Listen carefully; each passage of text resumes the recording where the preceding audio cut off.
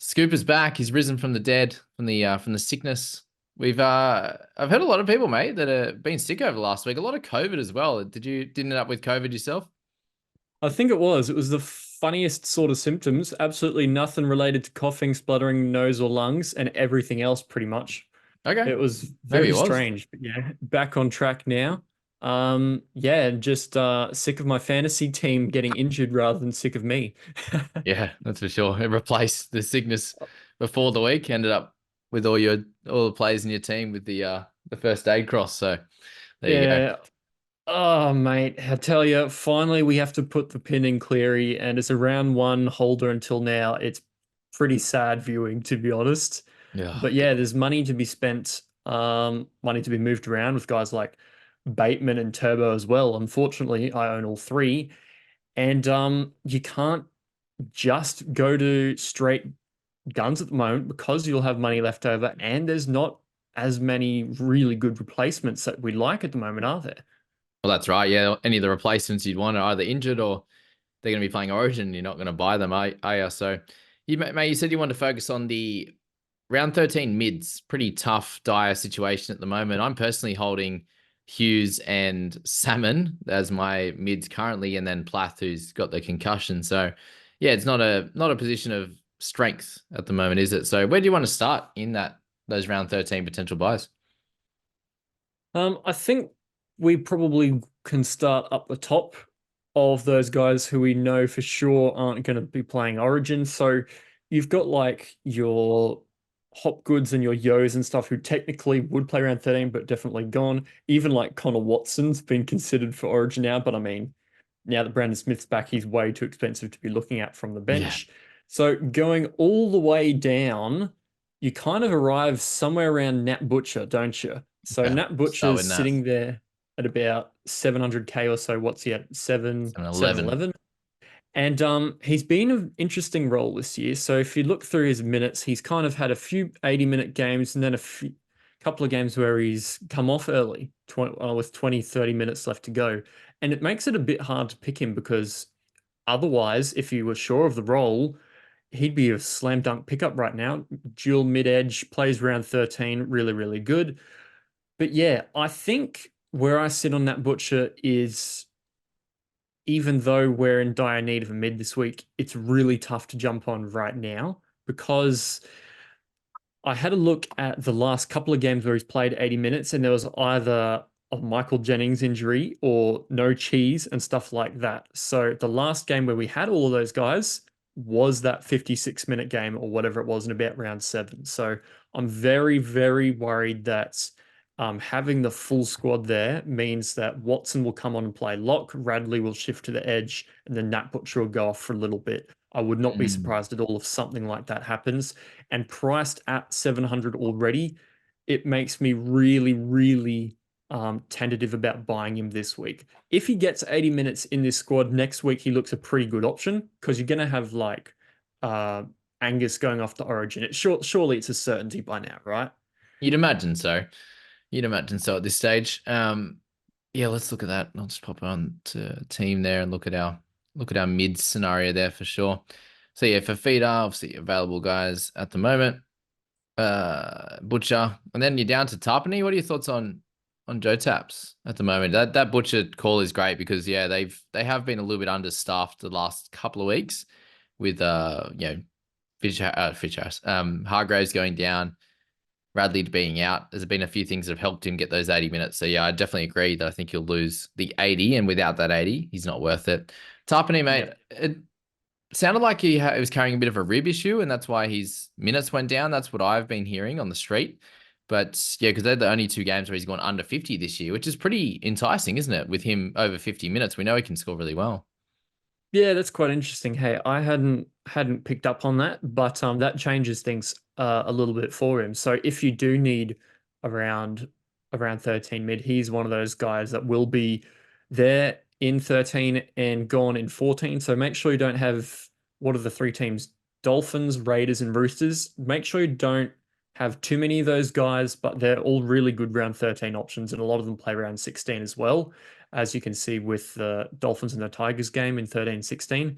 Yeah, Tarpanay's been throwing around his offload. He's been doing pretty well in the games where he's been getting those minutes. And when he does, he's got a good PPM. So at his current price below 700K, maybe getting him at a slight discount. It's sort of hard to exactly pinpoint what's going to happen eventually when Horsburgh comes back because he hasn't been in a team much this year, and sort of Morgan Smithies has taken over that really big minute lock role.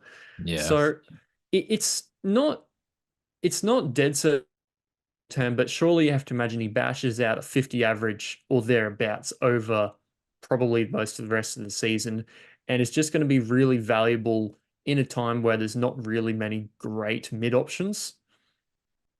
Yeah, it makes a lot of sense with him. Obviously, you're not really getting a lot of value, I suppose, on his price. But yeah, at this stage of the season, it's not something you're truly needing from a gunner. You just want to get those points and get out of there.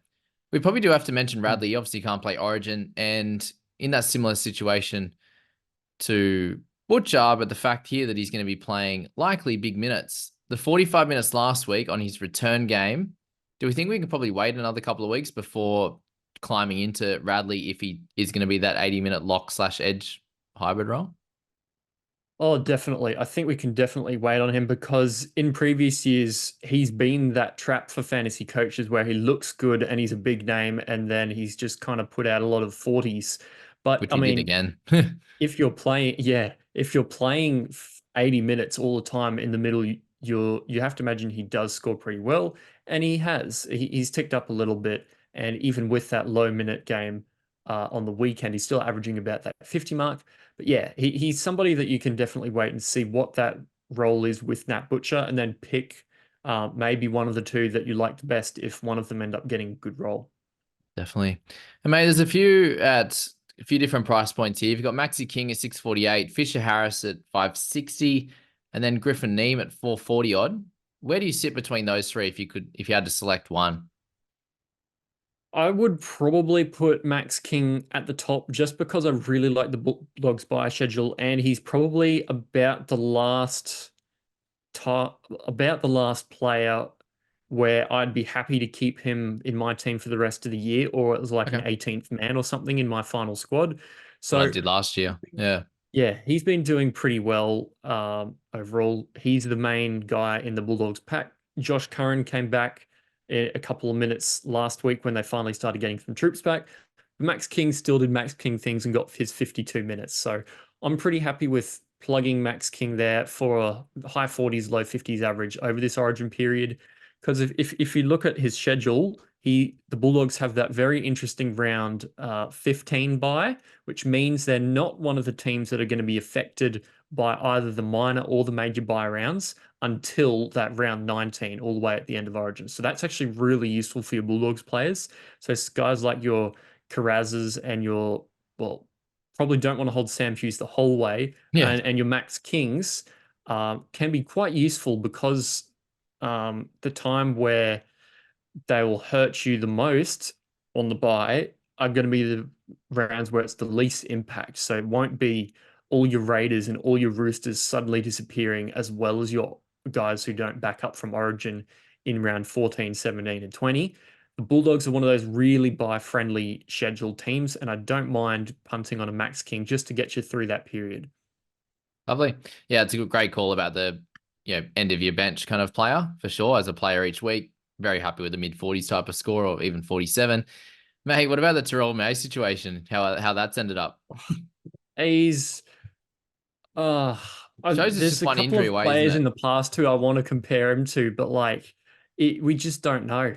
There's loads of stories going around as to did he miss the bus? Did he whinge for too many minutes and Robbo got sick of it? Did this, that, and the other happen? We just don't know. It's all over the place. And even that funny video that was circulating with Oh Cheese yeah. saying, "Hey, I sold you this week, man, in my fantasy, and so should I keep you or not?" We just don't know. It's a good fun, but not for our our trades and our peace of mind. I look until we see the big minutes consistently. I don't know if we can go back there. If you still have him, I mean, I think you just hold this week because there's a few other issues like Waddell and Plath. If you don't have them, like, I mean, there's probably more issues in your team than Terrell May at the moment. For sure. What would you do with Waddell this week? Is he?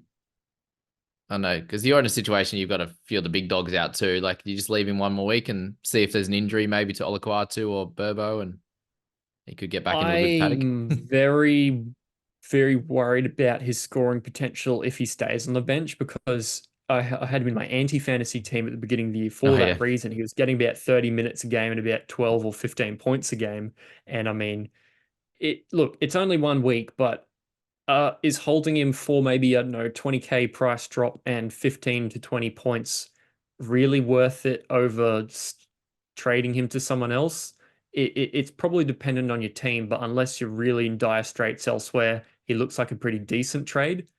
His break even's not through the floor. I think it's mid low 30s or something like that. So it's not like he's guaranteed to make tons more money or something. yeah, for sure. Mate, where do you stand on Adam Elliott? He had 26 on the weekend. Such an up and down year for him. Is he a hold? Also, Josh Curran, the low minutes. Is he clearly a hold as well, similar to that of Smithies?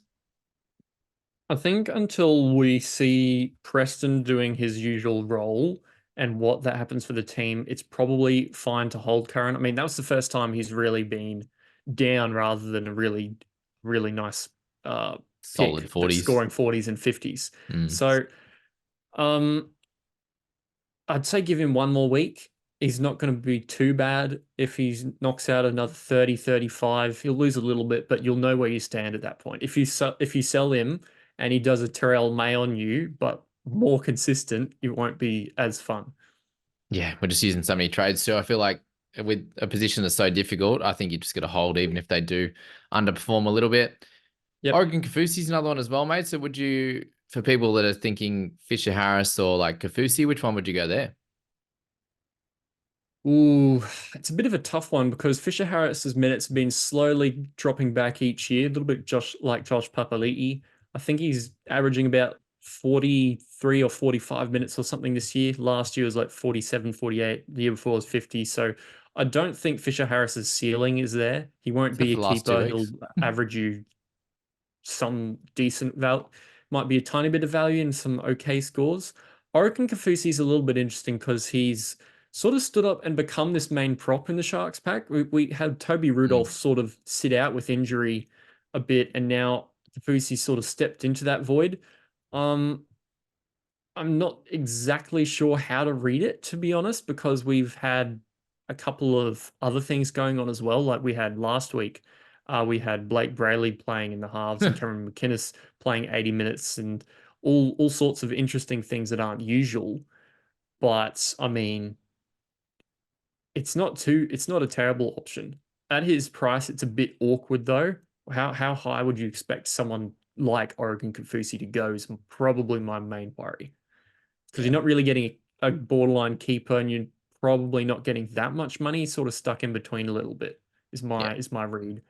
Yeah. Which is what you're saying about um Maxi King there, which he could be that borderline keeper, which is good. Ryan Madison, what about the 36 into a 44 over the old Monday fix up? That was rough for non-owners.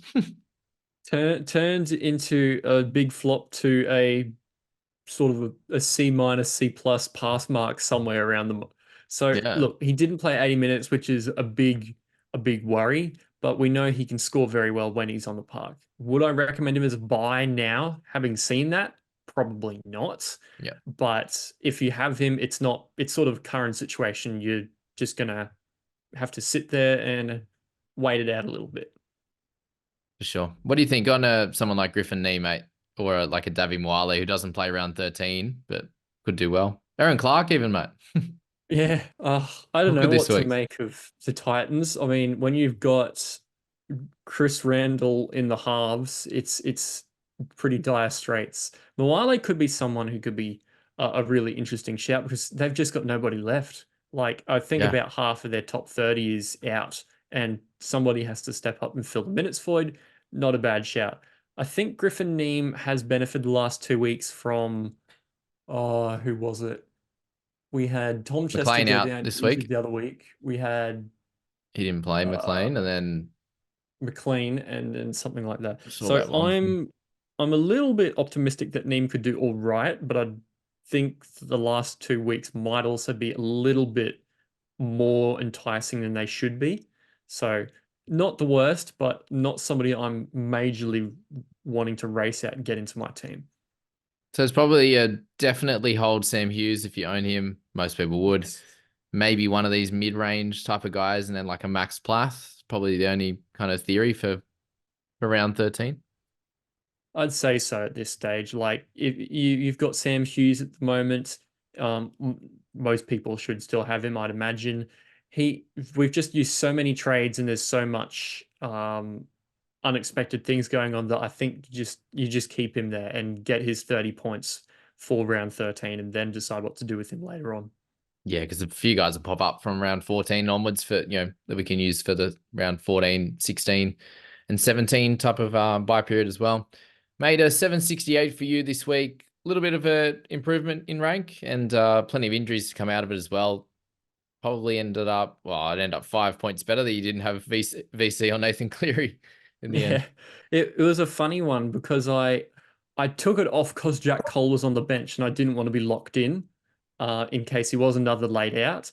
And then I chucked on Turbo and forgot about it it wasn't on Cleary. And unfortunately, it wasn't Angus, but at least it was a couple more points than Cleary.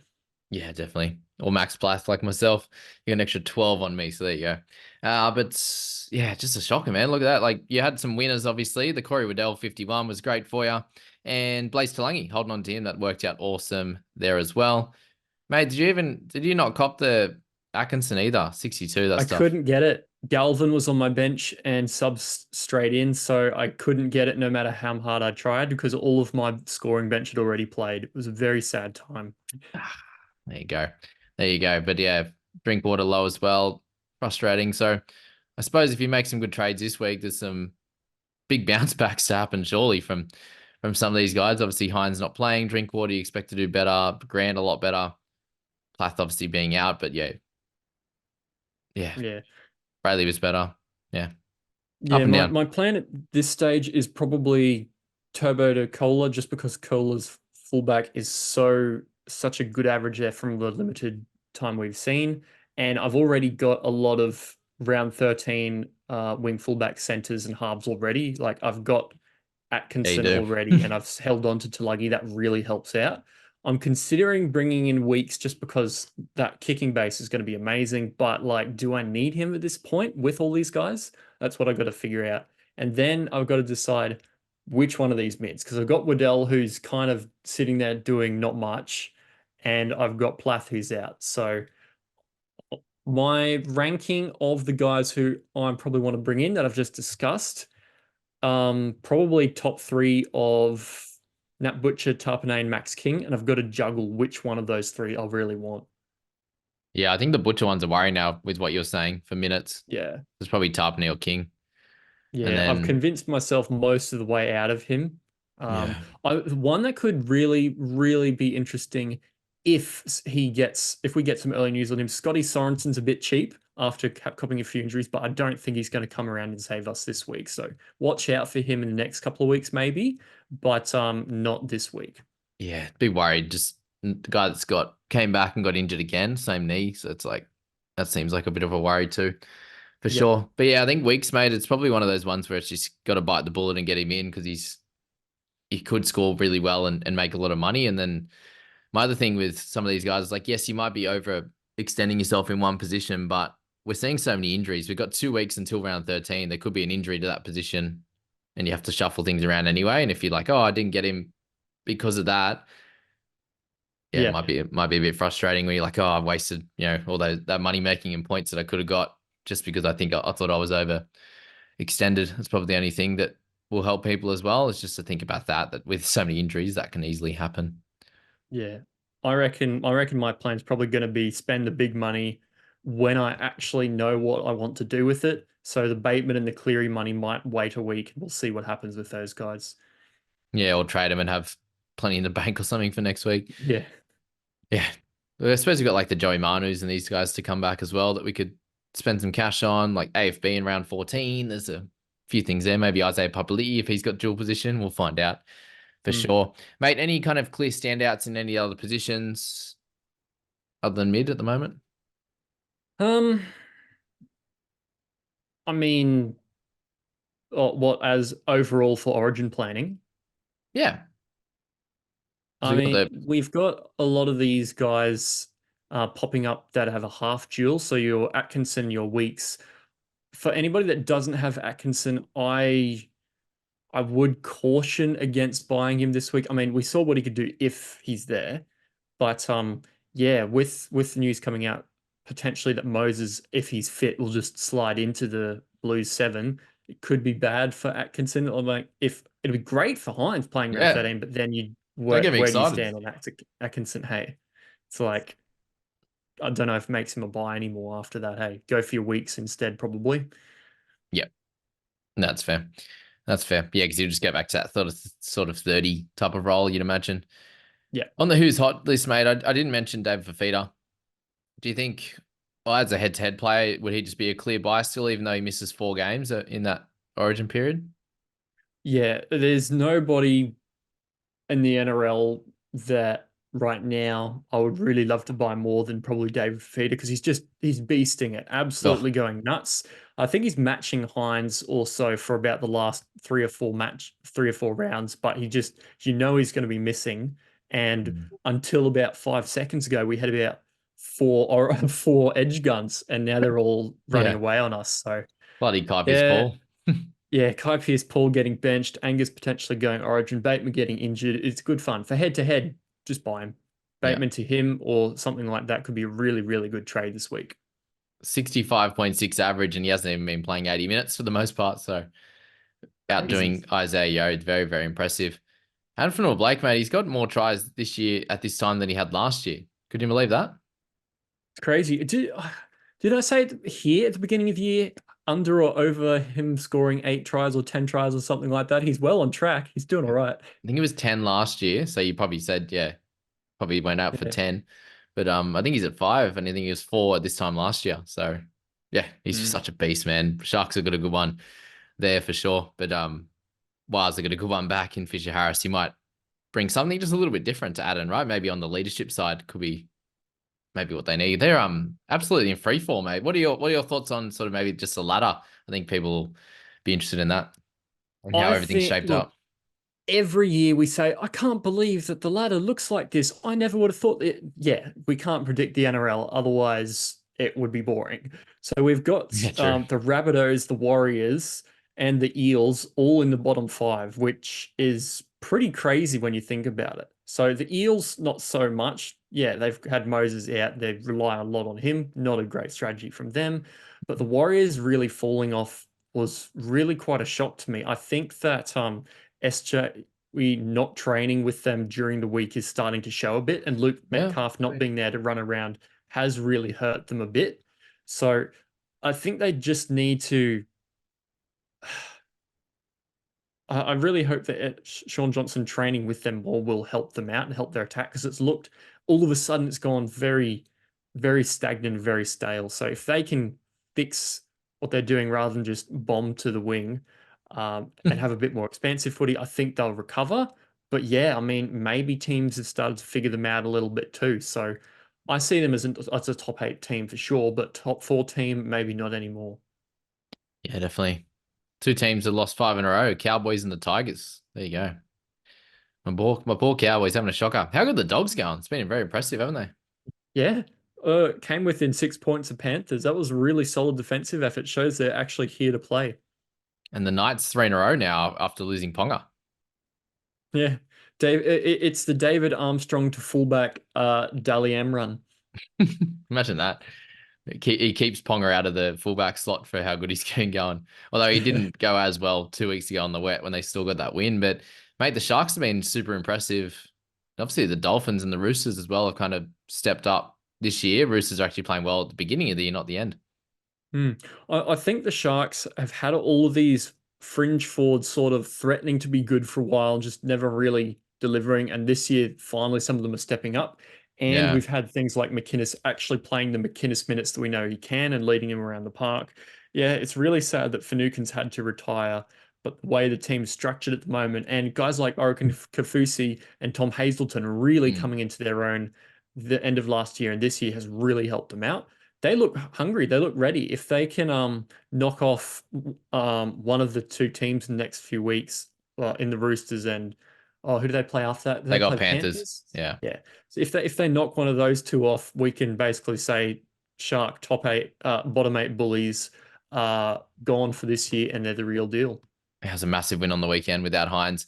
And yeah, Yeah. 100% agree. Kafusi and Hazelton, big winners. And then just being able to bring in Iro and then play Talakai as your utility and then pump him through the middle. He's just been killing it as well. Like they have such a good setup right now. And if Trindle didn't go and do Trindle things, then there's been a bit of noise around this team and they've still come out and won. So it's super impressive Yeah. for sure. And It's really good.